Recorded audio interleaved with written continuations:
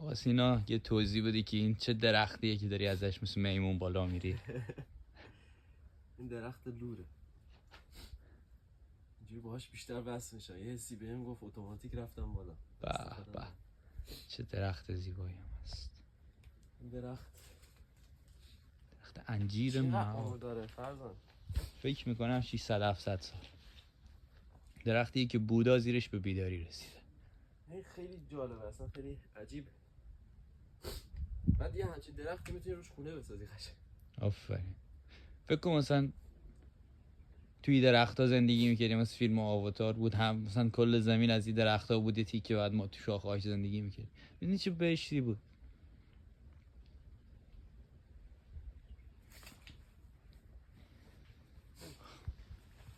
تا برنامه دیگر بدرود.